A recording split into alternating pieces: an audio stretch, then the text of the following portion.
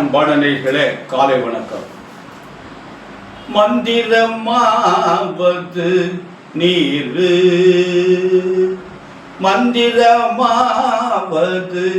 நீரு, வானவர் மேலது நீரு, சுந்தரமாவது நீரு, துதிக்கப்படுவதும் நீரு, தந்திரமாவது நீரு, சமயத்தில் உள்ளது நீரு, தந்திரமாவது நீரு, சமயத்தில் உள்ளது நீரு, செந்துவர் வாயுமை பங்கில் திருகாலவாயில் திருநீரே.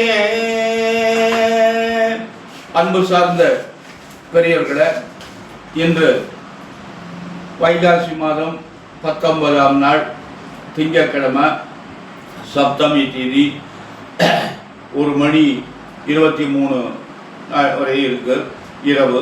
பின்னாடி அஷ்டமி வந்துடுது. இன்றைக்கு மக நட்சத்திரம், மரணயோகம் இன்றைக்கு ராகுகாலம் திங்கட்கிழமை 7:30 முதல் 9 வரை, யமகண்டம் 10:30 முதல் 12 வரை, குளிகன் 1:30 முதல் 3 வரை, சூலம் கிழக்கு, பரிகாரம் தயிர்.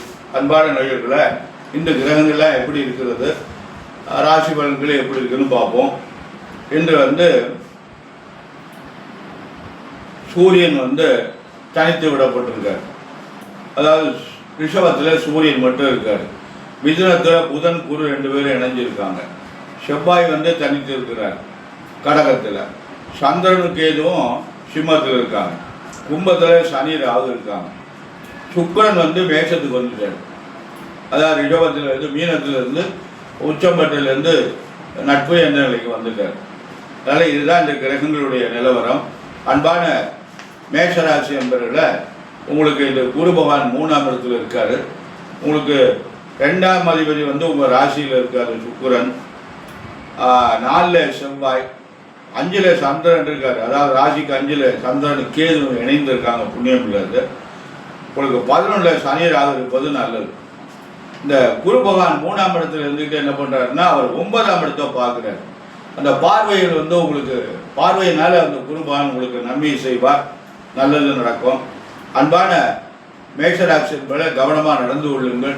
உங்களுக்கு நேரங்கள் சரியாக இல்லை, ஆனால் தொழில் நன்றாக இருக்கும், செலவு அதிகமாகும். அன்பான ரிஷபராசி என்பதில் உங்களுக்கு குரு பகவான் 2ஆம் இடத்துல இருக்காங்க. 2 கூடையவரும் பலமாக இருக்கார். அது ஒரு பெரிய அமைப்பு. 2 கூடையவர் வந்துட்டார், அவர் வீட்டுக்கே வந்துட்டார். அது அப்படி இருந்தால் பொருளாதார கஷ்டம் இருக்காதுன்னு சொல்லுவாங்க. மற்றபடி உங்களுக்கு கிரகங்கள்லாம் பலமாக இல்லை. சனி ராகு 11ஆம் இடத்துல லாப சார்ந்து இருப்பது நல்லது. ஆனால் உங்களுக்கு நல்ல குரு நல்ல பலன் தரும். அதனால் நல்ல முன்னேற்றங்கள்லாம் ஏற்படும், நிறைவு. அன்பான மிதுன ராசி என்பதில் உங்களுக்கு ராசிநாதன் உங்கள் ராசிக்கே வந்துட்டார். அவரோட குரு சேர்ந்து இருக்கார். ஜென்மத்தில் இருக்கார் குரு. அந்த ஜென்ம குரு என்ன பண்ணுவார்னா, இடமாற்றங்கள் எல்லாம் கொடுப்பார். தேவையில்லாத இடமாற்றங்கள் அப்படிலாம் கொடுப்பார். வெளிநாட்டுக்கு போகலாம், வெளிநாட்டிலேருந்து இங்கே வரலாம், வீடு மாறலாம், இந்த மாதிரி ஏதாவது ஒரு நல்ல காரியங்களே செய்யலாம், பதவி மாறலாம், அப்படிங்கிறதுக்கெல்லாம் அமைப்பு இருக்குது. பார்த்து ஜாக்கிரதையாக, பிரச்சனையில் உருவாகலாம். இதுக்கெல்லாம் பார்த்து இடம் கொடுத்துடாம ஜாக்கிரதையாக நடந்து கொள்ளுங்கள்.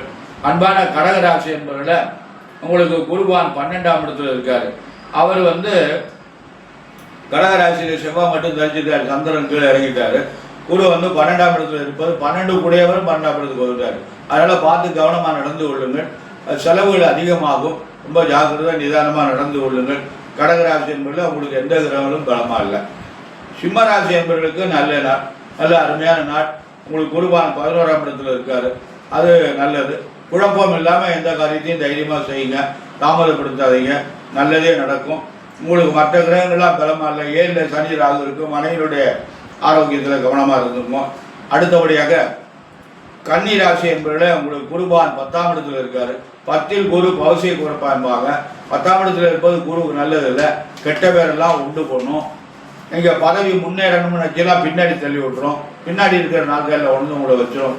அதனால் மேலதிகாரிட்டெல்லாம் ரொம்ப ஜாக்கிரதையாக கவனமாக, தவறு செய்யாட்டா கூட சரி சார் இனிமேல் அந்த மாதிரி செய்யலை அப்படின்னு திருத்தி கொள்ளுங்கள். தொழில் பண்ணிங்கன்னா வர்ற கஷ்டப்பட்டெல்லாம் ரொம்ப ஜாக்கிரதையாக நடந்து கொள்ளுங்க, ரொம்ப பொறுமையாக இருங்க. அதனால் என்ன உங்களுக்கு கன்னிராசிக்கு நேரம் சரியில்லை. உங்களுக்கு 6ல் சனிராக இருக்கும்போது நல்லது கன்னிராசிக்கு.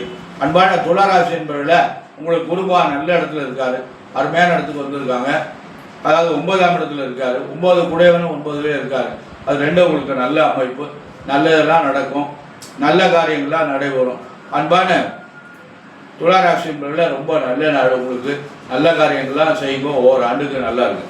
விருச்சிக ராசி என்பதில் குரு 8ஆம் இடத்துல இருக்காங்க, அஷ்டம குரு என்று சொல்வார்கள்.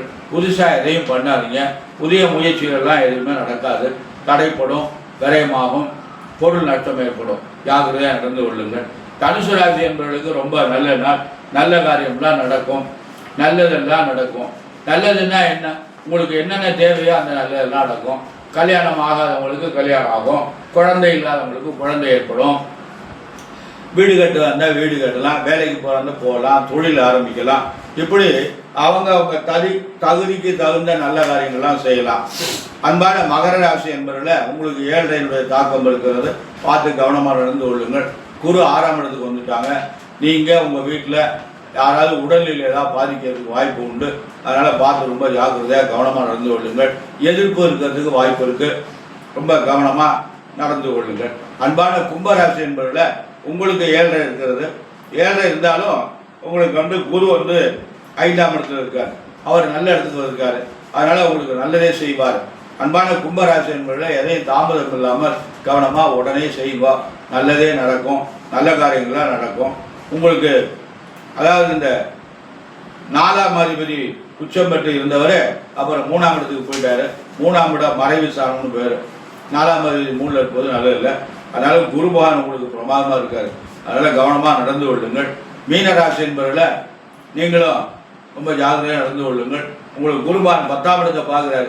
10ஆம் இடத்தை பார்த்தா தொழில் நன்றாக இருக்கும், ஆனால் குருவனுடைய பலன் நன்றாக இல்லை. தேவையில்லாத சிரமங்களும் பிரச்சனைகளும் இன்னும் ஒவ்வொரு ஆண்டுக்கு இந்த சிரமங்கள் இருக்கத்தான் செய்யுது. உங்களுக்கு 7.5 வேற ஆரம்பிச்சிருக்கு, அதனால் பார்த்து ஜாக்கிரதையாக நிதானமாக நடந்து கொள்ளுங்கள். சனிக்கிழமை தோறும் சனி பகவானுக்கு எள்ளு விளக்கு போடுங்க, காக்காய்க்கு சாதம் வைங்க, சனி பகவானுக்கு அர்ச்சனை பண்ணுங்க, பன்னி பத்திரம் கிடைச்சுன்னா செய்யுங்க. மகர ராசி, கும்பராசி, மீனராசி என்பது 3 பேருக்கும் 7.5 சனியுடைய தாக்கம் இருக்கிறது. அவங்க வயதுக்கு தக்கபடி இந்த சனி பகவானுடைய பிரச்சனை இருக்கிறது, பார்த்து நிதானமாக கவனமாக நடந்து கொள்ளுங்கள்.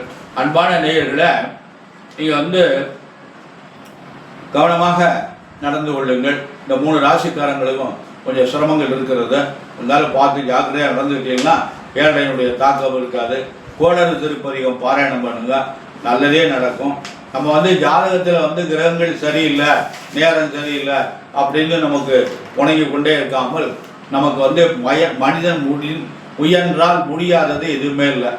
மனிதனால நம்ம முயற்சி பண்ணோம்னா எல்லா காரியத்தையும் நம்ம சாதிச்சிடலான்னு ஒரு கணக்கு இருக்குது, அதுக்கு எத்தனையோ வரலாறுகள்லாம் இருக்குது.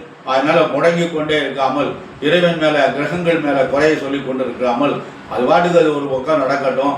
நம்ம இறைவனை பணி செய்து விட்டு அவனை வழங்கி விட்டு நம்ம காரியங்களை நம்ம செய்தோமையானால் அந்த காரியங்கள் நமக்கு தடை இல்லாமல் நல்ல விதமாக முடியும். அன்பான நேயர்களே, நாம் வாழ்க்கையில் முன்னேறணும், அதுக்கு வாய்ப்புகள் நிறைவாக இருக்குது. ஜாதகம் பார்க்கறது எதுக்கு அப்படின்னு கேட்டிங்கன்னா, ஜாதகம் பார்க்கறதுனால எதையும் மாற்றி அமைச்சிட முடியாது. ஜாதகம் பார்க்கறதுனால நமக்கு வர சிரமத்தையோ வர நன்மையோ மாற்றிட முடியாது. வர சிரமங்களை கூட்டி குறைச்சிக்கலாம், அதை வேணால் நம்ம பண்ணலாமே தவிர அதை மாற்றியெல்லாம் அமைக்க முடியாது. இப்போ நமக்கு நேரம் சரியில்லை அப்படின்னு நினச்சிட்டு ஜாதகத்தை பார்த்து தெரிஞ்சுக்கிட்டோம்னா நம்ம ஒரு வண்டியில் போகிறோம், மெதுவாக போகலாம், 40ல் போகலாம், 80ல் போகலாம், அந்த மாதிரி ஒரு கணக்கெல்லாம் இருக்குது. அப்படியே பெரிய வண்டியில் போனால் 80ல் போகலாம், 2 சக்கர வாகனங்களில் போனால் 40ல் போகலாம். இது போனோம்னா நம்ம கீழே விழுந்தால் கூட நமக்கு அடிபடுறதுக்கு வாய்ப்பு இல்லை. இந்த 80ல் போய் காரில் முட்டினா கூட ஒன்றும் பண்ணாது. அந்த மாதிரிலாம் ஒரு கருத்துக்கள் இருக்குது. அதனால் பார்த்து கவனம் தேவை, நிதானம் தேவை. ஜாதகம் பார்ப்பது எதுக்கு என்பது கேட்டீங்கன்னா நம்ம தவிர்த்துக்கிறதுக்காக தான் ஜாதகம் பார்க்குறது. நாளை நமக்கு நேரம் எப்படி இருக்கிறது என்பதை நாம் தெரிந்து கொண்டு அதுக்கு தக்கபடி நாம் நடந்து கொண்டோமேயானால் நம்முடைய சிரமங்களை எல்லாம் குறைத்து கொள்ளலாம். இறை வழிபாடு தான் நாம் தினம் சொல்லிட்டு இருக்கேன். அன்பான நேயர்களை, நாம் இறை வழிபாடு தான் நமக்கு நன்மை. திருவாசகத்துக்கு உருகாதார் ஒரு வாசகத்துக்கு உருகாதார் அப்படின்னு தினம் நம்மளால சிவபுராணத்தை பாராயணம் பண்ணிட்டு வந்ததுனால எல்லா கஷ்டங்களும் தீரும். ஆனால் ஒரு சிலர் சொல்கிறாங்க, நான் தினம் பூஜையெல்லாம் பண்ணுறேன், நிறைய அந்த ஜாமிக்கு பண்ணுறேன், இந்த ஜாமிக்கு பண்ணுறேன், எல்லா மந்திரம்னு சொல்கிறேன் அப்படிங்கிறாங்க. ஆனால் எனக்கு ஒன்றுமே நடக்க மாட்டேங்குன்னு சொல்கிறாங்க. அவங்களுக்கு ஜாதகம் மோசமான ஜாதகம் இருக்குன்னு நினைக்கிறேன். அதனால அவங்களுக்கு ஒன்றும் நடக்க மாட்டேங்குது. அதனால் அதோட அவங்க என்ன பண்ணுறாங்கன்னா எல்லாத்தையும் பண்ணுறேங்கிறாங்க. ஏதாவது ஒரு லைன் வழியில் அவங்க மனதை செலுத்துறாம பல லைனில் அந்த மனசு செலுத்துகிறாங்க. அது ஏதாவது ஒன்று. இப்போ திருவாசகம் பாராயணம் பண்ணோம்னா அந்த திருவாசகத்தை விடாமல் கால மாலையில் நம்ம பாராயணம் பண்ணிட்டு வந்தோம்னா மனசு அமைதி கிடைக்கும். திருவாசகத்துக்கு உருகாதார் ஒரு வாசகத்துக்கு உருகாதார் மாணிக்க வாசகருடைய அது மாதிரி நம்ம அது திருவாசகம் இருக்கிறது பெரிய நமக்கு கிடைச்ச ஒரு பெரிய பொக்கிஷம் அது. அதனால் அந்த திருவாசகத்தில் நம்ம பாராயணம் பண்ணலாம். பாராயணம் பண்ணி எம்பெருமான் இறைவனுடைய அடியை நம்ம பின்பற்றலாம். அன்பான நேயர்களை நாம் இறை வழிபாடு தான் நமக்கு நல்லது. உங்களுக்கு ஏதாவது சந்தேகம்னா ஃபோன் பண்ணி கேட்டுக்குங்க. என்னுடைய யூடியூப்லேயே அந்த ஃபோன் நம்பர்லாம் இருக்குது. ஃபோன் பண்ணுங்க. சந்தேகம் இருந்தால் தெளிவுபடுத்திக்கிறது எல்லாம் எனக்கு தெரிஞ்சதை நான் சொல்கிறேன். கேட்டிங்கன்னா தெரிஞ்சதே சொல்லலாம். நீங்கள் எப்போ வேணாலும் கேட்கலாம். அதை பற்றி ஒன்றும் பிரச்சனை இல்லை. கேட்டால் பதில் சொல்லுவாரா? பதில் சொன்னால் காசு கொடுக்கணுமா? இல்லை, கேள்வி பதிலுக்கெல்லாம் காசெல்லாம் கொடுக்க வேண்டாம். ஜாதகம் பார்க்கணுன்னா தான் காசு கொடுக்கணும். உங்களுக்கு ஒரு சந்தேகம்னா என்கிட்ட காசெல்லாம் தேவையில்லை. எனக்கு தெரிஞ்சதை நிவர்த்தி பண்ணிக்கிறேன். அன்பான நேயர்களை நாம் எல்லோரும் நலமுடன் வாழணும். நாம் நம்முடைய குழந்தைகள் நன்றாக படிக்கணும். அவங்களுக்கு குழந்தைகளுக்கு எதிர்காலம் நன்றாக இருக்கணும். அவங்களுக்கு நல்ல வாழ்க்கை அமையணும். குழந்தை வீட்டிலோட நோய் இல்லாமல் நம்முடைய குழந்தைகள் எல்லோரும் நன்றாக இருக்கணும். உலகத்தில் உள்ள மக்கள் அனைவரும் சேமமாக இருக்கணும். நாடு நலம் பெறணும், நாமும் நலம் பெறணும் என்று எல்லாம் வல்ல எம்பெருமான் சர்வேஸ்வரனையும் வள்ளல் பெருமான் வள்ளியில் மணாளன் முருகப்பெருமானை பிரார்த்தனை செய்து நிறைவு செய்கிறேன். நன்றி, வணக்கம்.